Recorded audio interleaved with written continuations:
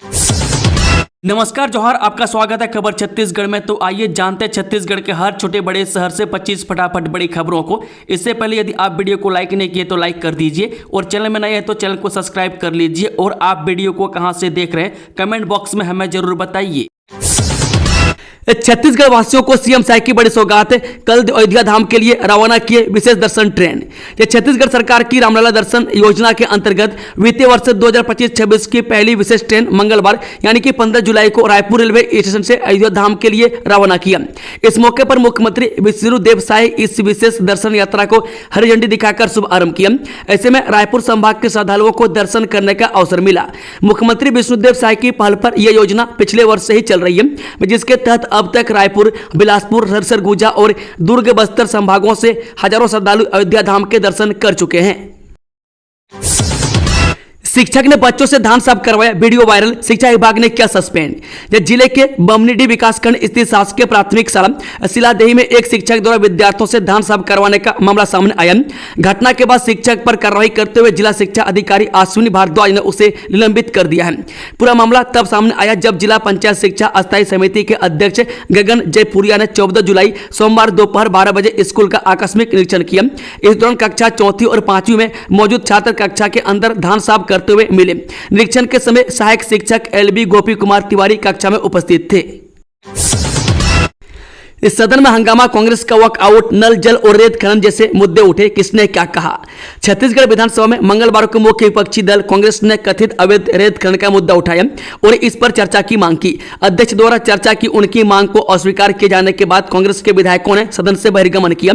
शून्यकाल में यह मुद्दा उठाते हुए विपक्ष के नेता चरणदास महंत, पूर्व मुख्यमंत्री भूपेश बघेल और कांग्रेस के अन्य सदस्यों ने दावा किया कि पुलिस और खनन अधिकारियों के संरक्षण में कई स्थानों पर अवैध रेत खनन हो रहा है। उन्होंने स्थगन प्रस्ताव पेश करके इस पर चर्चा की मांग की। उन्होंने दावा किया कि राज्य में ऐसी कोई नदी नहीं है जहां कई स्थानों पर रेत का अवैध उत्खनन न हो रहा हो।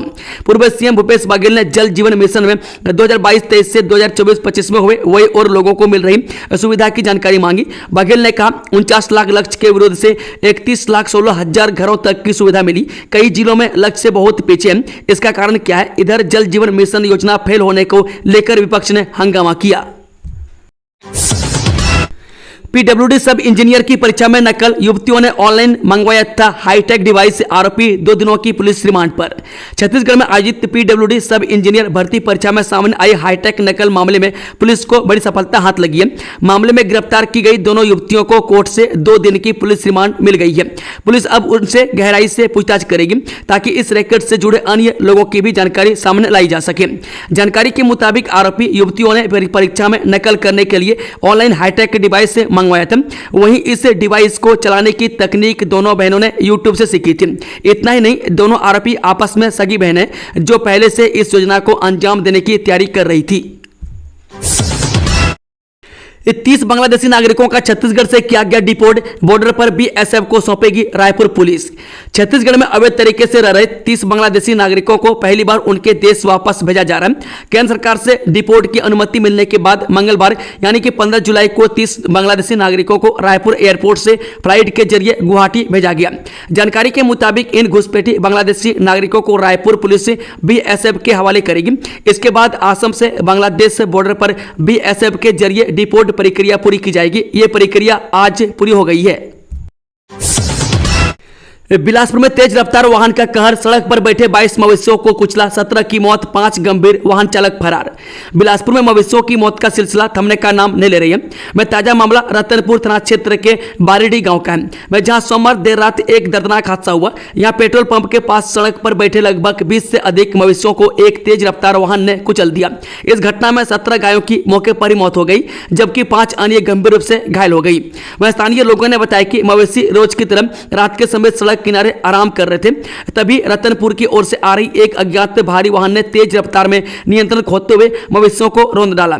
दुर्घटना इतनी भयानक थी कि कई गायों की मौके पर ही मौत हो गई और घायल मवेशी तड़पते रहे। हादसे के बाद चालक बिना रोके वाहन लेकर मौके से फरार हो गया।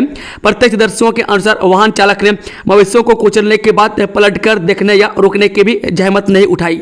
ग्रामीणों ने तत्काल इसकी सूचना पुलिस को दी, लेकिन तब तक आरोपी चालक की पहचान नहीं हो पाई है और वह फरार है।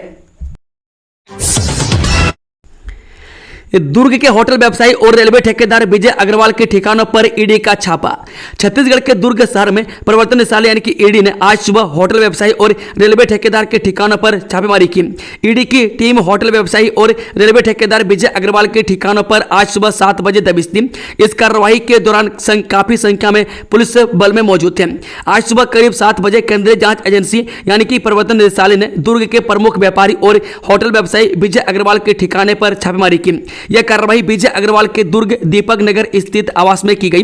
सूत्रों के अनुसार इस रेड में ईडी की एक विशेष टीम शामिल है, जिसमें 5 से 7 अधिकारी मौजूद हैं। फिलहाल घर के परिवार से पूछताछ की जा रही है। नक्सलियों ने पहली बार कबूला 1 साल में मारे गए 357 माओवादी, मृतकों में 136 महिलाएं शामिल। नक्सलियों संगठनों के सामने आए पहले कबूलनामे में कबूल किया है कि सुरक्षा बलों के हाथों पिछले 1 साल में उनके 357 माओवादी मारे जा चुके हैं। वह कबूलनामे के मुताबिक सुरक्षा बलों के गोलियों के शिकार हुए नक्सलियों में महिला नक्सली भी शामिल हैं, जिनकी संख्या 136 बताई गई है। रिपोर्ट के मुताबिक पिछले 1 साल में सुरक्षा बलों के हाथों मारे गए नक्सलियों में 4 सीसी मेंबर, 15 राज्य कमेटी के नक्सली शामिल बताए जाते हैं। मैं कबूलनामे के मुताबिक एंटी नक्सल ऑपरेशन से नक्सल संगठन को सबसे बड़ा नुकसान दंड कारने में हुआ है, मैं जहां 281 नक्सली मारे गए हैं। सीएम विष्णुदेव साय के नेतृत्व में मलेरिया पर प्रहार, मिशन मोड में सरकार। छत्तीसगढ़ सरकार ने मलेरिया के अस्थायी उन्मूलन की दिशा में एक बार फिर बड़ी पहल की है। मुख्यमंत्री विष्णुदेव साय के नेतृत्व और स्वास्थ्य मंत्री श्याम बिहारी जायसवाल के मार्गदर्शन में राज्य ने मलेरिया मुक्त छत्तीसगढ़ अभियान के 12वें चरण की शुरुआत की है, जिसमें 10 जिलों में गहन सर्वेक्षण, जांच और जन जागरूकता अभियान चलाया गया। वह 25 जून से शुरू हुए इस चरण में अब तक 19,402 घरों का दौरा कर 98,594 लोगों की जांच की गई, जिनमें 1265 लोग मलेरिया पॉजिटिव पाए गए। सभी संक्रमितों को मौके पर ही भोजन कराकर दवा दी गई और उपचार कार्ड जारी किया गया, जिससे उनकी निगरानी सुनिश्चित हो सके। यह सावधानी इस बात को दर्शाती है कि छत्तीसगढ़ सरकार स्वास्थ्य अभियान को कितनी संवेदनशीलता और व्यवहारिकता से संचालित कर रही है। छत्तीसगढ़ पुलिस पर क्यों भड़की टीएमसी सांसद महुआ मोइत्रा, वीडियो पोस्ट कर लगाया किडनैपिंग का आरोप। टीएमसी सांसद महुआ मोइत्रा ने सोशल मीडिया पर एक वीडियो पोस्ट के जरिए छत्तीसगढ़ पुलिस पर गंभीर आरोप लगाए।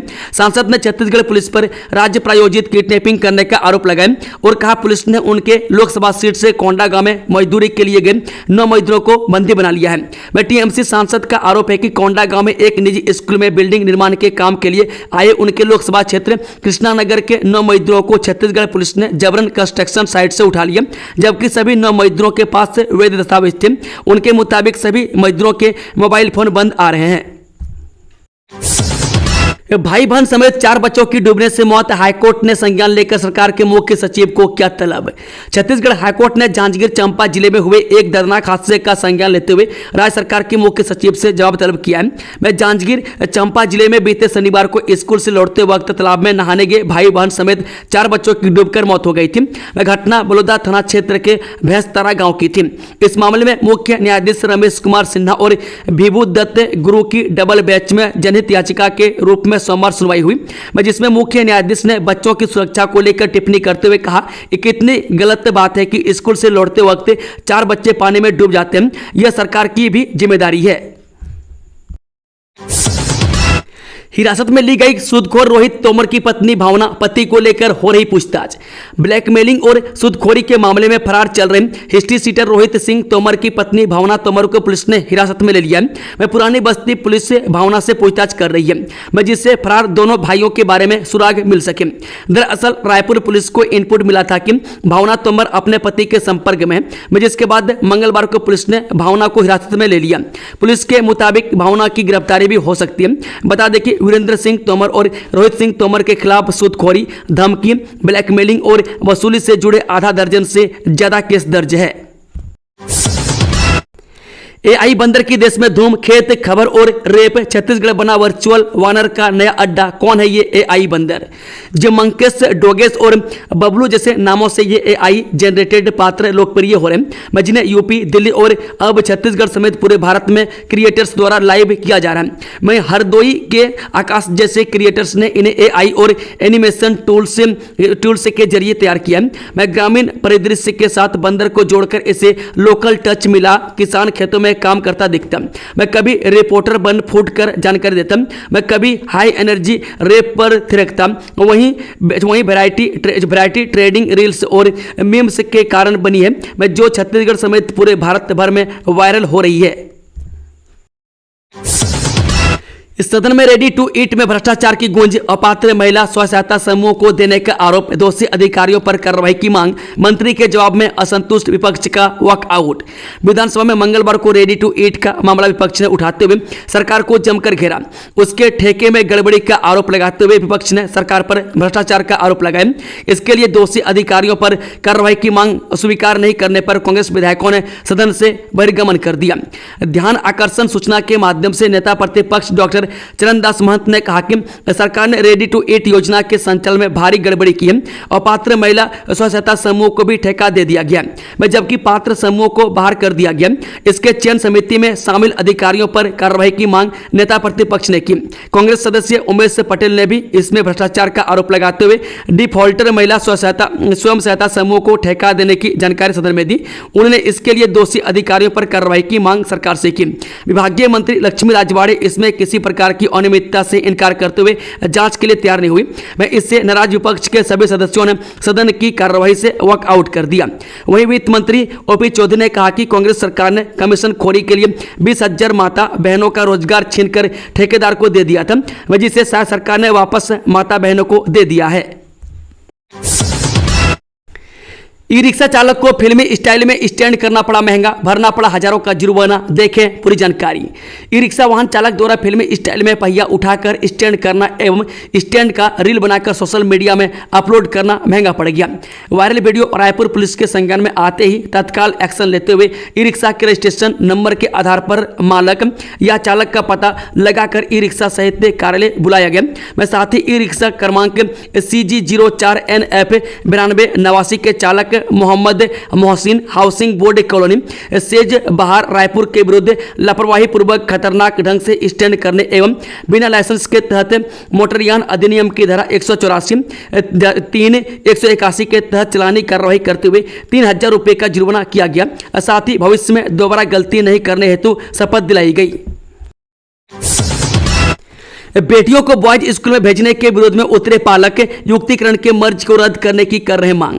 जिले के फिंगेश्वर में कन्या सला को बॉयज स्कूल ठाकुर दल जंगल में युक्तिकरण के मर्ज करने पर पालकों विरोध कर रहे हैं। वे पालकों का कहना है कि वे अपने बेटियों को बॉयज स्कूल में नहीं भेजेंगे। मर्ज को रद्द करने पालक मांग कर रहे हैं। मैं आज कन्या सला में पालक समिति का बैठक हुआ जिसमें BO रामेंद्र जोशी के बीच जमकर बहस से 2 जुलाई को सैकड़ों छात्राएं स्कूल में ताला जड़कर BO ऑफिस का किए थे।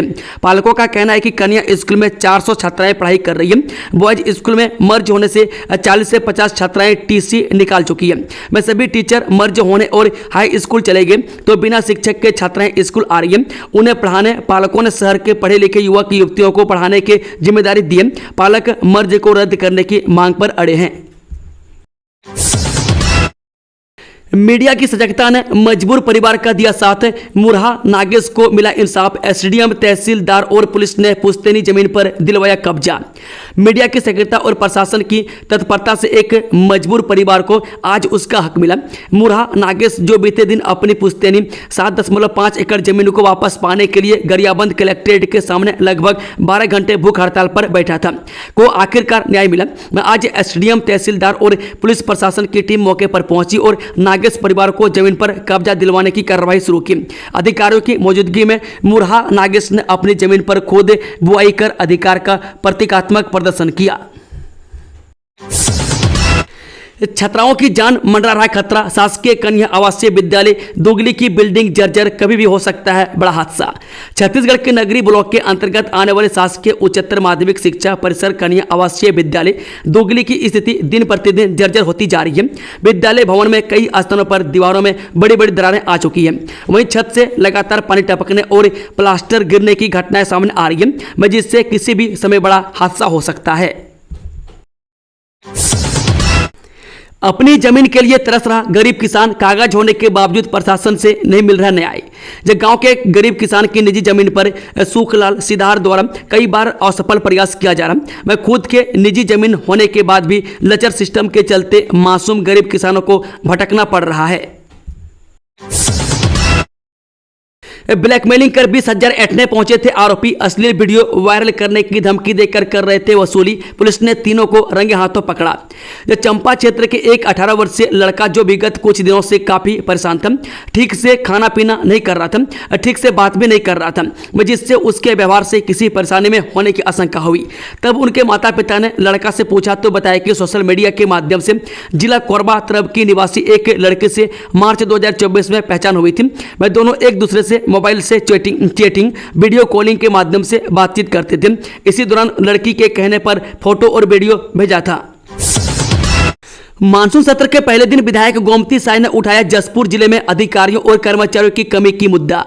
छत्तीसगढ़ विधानसभा के मानसून सत्र के पहले दिन पत्थलगांव क्षेत्र की विधायक गोमती साय ने राजस्व मंत्री टंकराम वर्मा से जसपुर जिले में जिला अनुविभागीय और तहसील कार्यालयों में अधिकारियों कर्मचारियों की स्थिति को लेकर महत्वपूर्ण सवाल उठाया।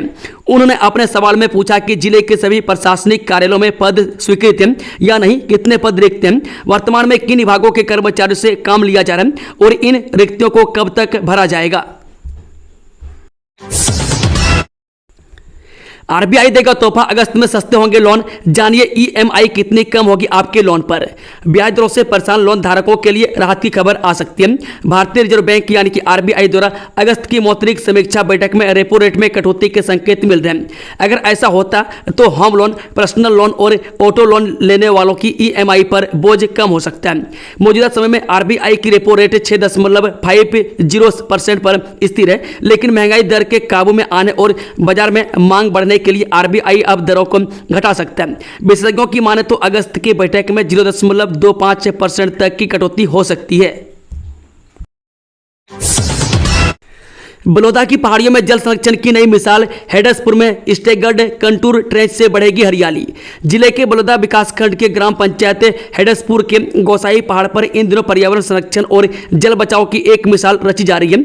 महात्मा गांधी राष्ट्रीय ग्रामीण रोजगार गारंटी योजना के अंतर्गत यहां स्टेगर्ड कंटूर ट्रेंच निर्माण का कार्य जोरों पर है। यह पहल मोर पानी अभियान का हिस्सा है, जिसका उद्देश्य है हर गाँव में जल स्रोतों का पुनर्जीवन और जल आत्मनिर्भरता। इस योजना के अंतर्गत गोसाई पहाड़ में कुल 2050 ट्रेंच बनाए जा रहे हैं, जिसके लिए 6,46,973 रुपए की प्रशासकीय स्वीकृति दी गई है। वे ट्रेंच का कार्य तेजी से चल रहा है और इससे न केवल बारिश का पानी सहेजा जाएगा, बल्कि भूजल स्तर में भी उल्लेखनीय सुधार होगा। छात्रावासों की सीटों की बढ़ोतरी को लेकर छात्रों का आंदोलन डीएम के समझाइश के बाद लौटे। जिला मुख्यालय में छात्रावासों की सीटों को बढ़ाने और मेस की राशि आवंटित करने सुकमा में छात्र छात्राओं ने किया आंदोलन। वह कलेक्ट्रेट के सामने मुख्य द्वार के सामने एक सड़क पर आंदोलन में बैठी थी छात्र छात्राएं। भारी संख्या में पुलिस बल रहा तैनात। मंत्रियों के नाम से छात्राओं ने लगाए विरोध नारे। वही कलेक्टर देवेश ध्रुव खुद पहुंचे छात्रों से मिलने। कलेक्टर के आश्वासन एवं समझाइश के बाद प्रसन्न होकर लौटे छात्र छात्राएं। कलेक्टर देवेश कुमार ध्रुव ने बताया कि छात्रावासों में सीटों की वृद्धि के लिए शासन स्तर पर अवगत कराया जाएगा और इन्हीं किसानों के बीमा के लिए हर अधिकारी को 100 का लक्ष्य। ग्राम स्तर पर होंगे शिविर। प्रधानमंत्री फसल बीमा योजना के तहत अब और इन्हीं किसानों को भी सुरक्षा कवच देने की तैयारी शुरू हो गई है। कृषि विभाग ने हर ग्रामीण कृषि विस्तार अधिकारी और आत्मा योजना से जुड़े अमले को 100 और इन्हीं किसानों का बीमा कराने का लक्ष्य सौंपा है। अब तक इस योजना से वंचित रहे गैर ऋणी किसानों को जोड़ने के लिए विभाग ने मैदानी स्तर पर अभियान तेज कर दिया।